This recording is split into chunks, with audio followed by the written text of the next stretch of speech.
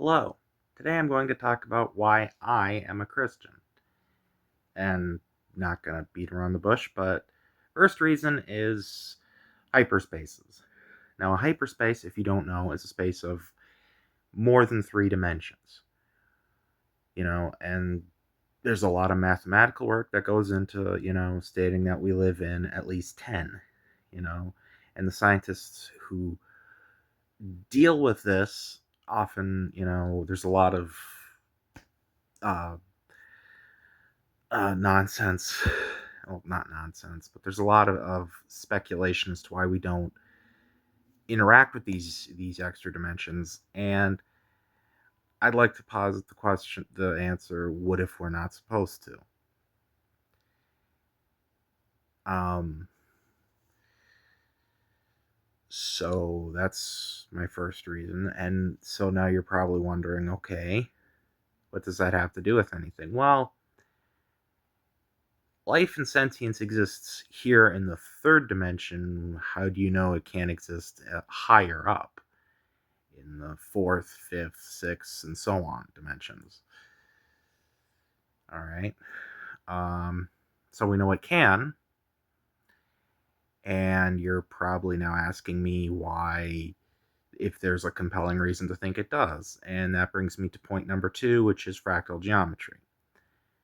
Fractal geometry is basically another mathematical concept that deals with repeating patterns amongst seeming chaos. Take a tree, for example, a branch of a tree that looks like a miniature tree, and so on and so on. A branch off that little branch will look more like another little tree, and you can follow this down to pretty much the tiniest twig on that tree, and it's there. And this is all over the place. Wherever you see a chaotic design, you're going to see fractal geometry in there in some form. So if that is that way on that level, then why wouldn't it be higher in why wouldn't it extend to sentience? Sentience is a complex system. Wouldn't fractal geometry apply to sentience? And so that ties us to a higher form of sentient life, I think. So now you're probably wondering why chaos and death exist, and this is where we get into Christian theology. You see, Adam wasn't just the first man, he is the federal or spiritual head of man.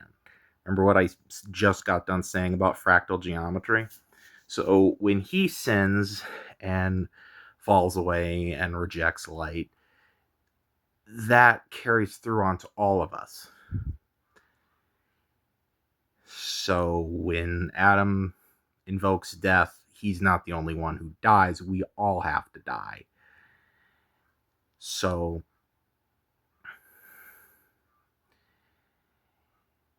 now we get to the good news. You see, when Jesus Christ died on the cross, he took our sins with him, so that when we are baptized, we go into the grave with Christ. And when we come out of the water, we come out of the grave with Christ as the new spiritual head. So that's why I'm a Christian. That's what I believe. You guys have a great day.